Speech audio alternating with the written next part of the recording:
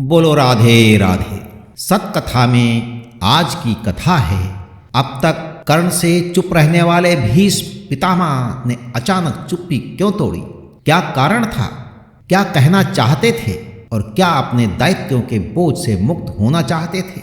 आइए ये सब कुछ हम जानते हैं, लेकिन जानने से पहले चैनल को सब्सक्राइब कर दें, लाइक और शेयर करें। भीष्म ने आंख खोली। चेहरा निस्तेज और बोझिल था। घावों में रह रहकर बड़ी पीड़ा उठ रही थी। झरोखों से छनकर आती सूर्य किरणें उनके बदन पर अटखेलियां कर रही थीं। बाहर रक्षकों और सेवकों की चहल पहल थी। आंखें मूंदे वो मन ही मन गायत्री मंत्र जप रहे थे। बाहर से एक सहमा हुआ पुरुष स्वर आया। तात। इच्छा अनिच्छा में उलझे भीष्म बोले, कौन? भीतर आओ। अश्रुपूर्ण नेत्रों के साथ कर्ण मर्मर स्वर में बोला, प्रणाम महाबाहो, मैं राधा पुत्र कर्ण। भीष्म ने अपना हाथ बढ़ाकर उसका ऐसा स्नेह आलिंगन किया जैसे पिता अपने पुत्र का करता है। रूंधे कंठ से भीष्म बोले, तनिक मेरे निकट आओ।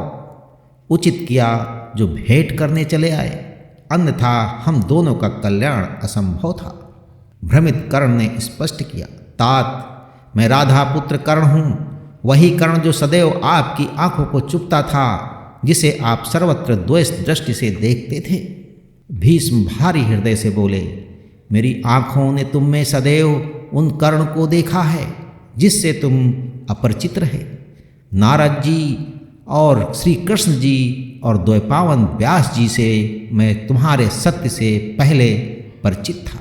मैं तुम्हें कठोर वचन कहकर तुम्हारा तेज नष्ट करता था, क्योंकि तुम दुर्योधन के उकसाने पर अकारण पांडवों पर आक्षेप करते थे। अब तुम्हारे प्रति मेरे मन में कोई द्वेष नहीं है। कर्ण सकपकाया। भीष्म की मनसा उसकी समझ से परे थी। भीष्म उसे स्नेह से निहारते हुए बोले, तुम राधा के नहीं कुंती के पुत्र हो। तुम्हारे पिता अधिरथ नहीं सूर्यदेव हैं। दिव्यास्त्रों के संसाधन और अस्त्र शस्त्रों के प्रयोग में तुम अर्जुन और महात्मा श्री कृष्ण के समान हो। पांडव तुम्हारे भाई हैं, उनसे मेल में तुम्हारा कल्याण है। उनके प्रति तुम्हारा द्वेष तुम्हारे दिव्य रूप के प्रतिकूल है।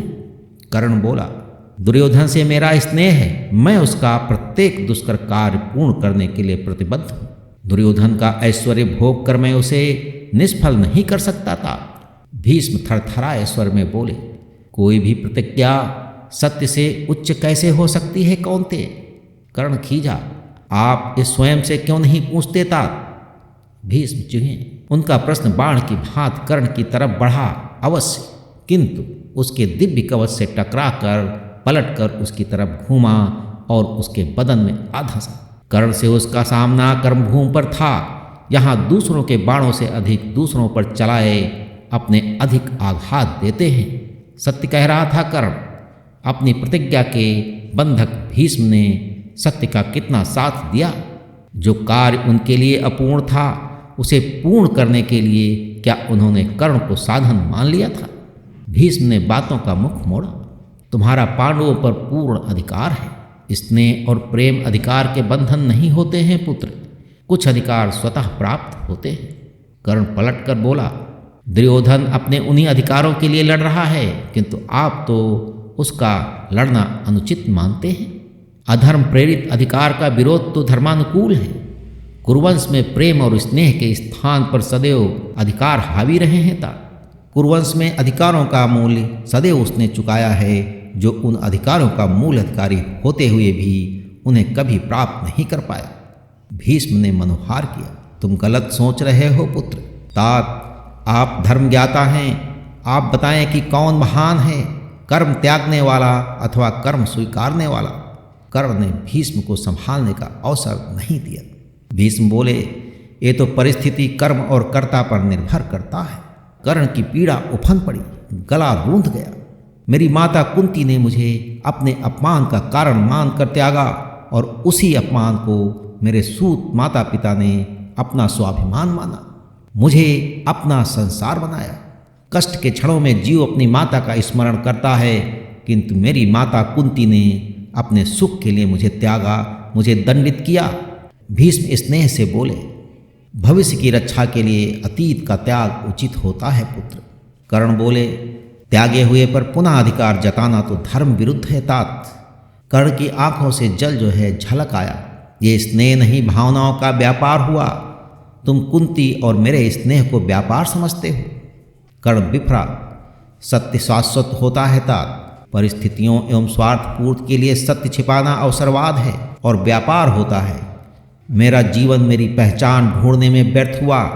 जो सत्य जिसे आप और माता कुंती स्वीकारने से बचते रहे। तो भीष्म बोले, वो सत्य अस्वीकारना तुम्हारे साथ सभी के लिए उचित था। कर्ण विप्रा, तात आपके वचन, आपकी प्रतिज्ञा कुरुवंश को विनाश की तरफ ढकेलते रहे। आप धर्म और सत्य का साथ देने का दावा करते रहे, किंतु मेरे जन्म का सत्य स्वीकारने का साहस नहीं किया। आप चाहते हैं कि मैं सत्य को स्वीकारूं ताकि आप और माता कुंती मेरे प्रति अपने दायित्वों के बोझ से मुक्त हो सकें। क्या मेरे प्रति कुरुवंश के वंशज के प्रति आपका कोई दायित्व नहीं था? भीष्म बुझे स्वर में बोले, तुमने तो अपनी बड़ी सहजता से अपनी माता का दोष मेरी प्रतिज्ञा से जोड़ दिया। कदाचित अब तुम मेरी प्रतिज्ञा को कुरुवंश के विनाश का दोष दोगे। कर्ण बोला, अंधेरे का अभ्यस्त प्रकाश कठिनता से स्वीकारता है तात। आपका संपूर्ण जीवन महाराज धृतराष्ट्र का अंधेरा मिटाने में व्यतीत हुआ है। प्रकाशवान सत्य से साक्षात्कार आपकी आंखों को पीड़ा देगा। भीष्म के प्रत्येक घाव जैसे एक साथ पीड़ा से झंझना रखे। तुम कह रहे हो कि मुझ में सत्य स्वीकारने का सामर्थ्य नहीं है। कर्ण रोष से बोला, आपने धर्म पालन नहीं, धर्म व्यापार किया है। धर्म की हर परिभाषा अपने अनुसार तोड़ी मरोड़ी और उसके अनुसार अपने और अपने आश्रितों के कर्तव्यों का निर्धारण करता है। काल पर निर्भय सत्य, सत्य नहीं झूठ का परिवर्तन रूप होता है। भीष्म बोले, मैंने किसी को धर्म विमुख होने के लिए विवश नहीं किया। मेरी भांति हर जीव अपने धर्म निर्वाह के लिए स्वतंत्र है। भीष्म जैसे अपने निर्णयों पर भ्रमित होने लगे थे। आपकी प्रतिज्ञा ने कुरुवंश को धर्म विमुख किया।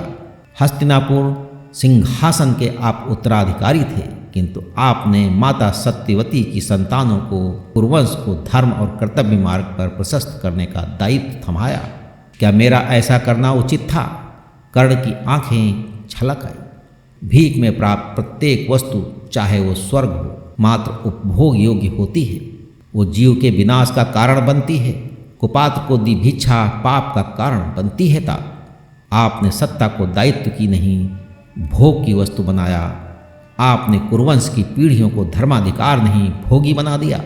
कर्ण के तीक्ष्ण शब्द बाणों से भीष्म की आत्मा चित्कारी, किंतु एक ठंडी सांस छोड़ते हुए भीष्म चुप रहे। अपनी रक्षा के बारे में वो सोचते तो कदाचित आज आरोपों का मूल ही उत्पन्न नहीं होता। तो पौराणिक कथाओं में आज बस इतना। अगली बार हम सुनेंगे एक नई कथा। तब तक के लिए ईश्वर की सभी शुभकामनाएं आपके साथ बनी रहें।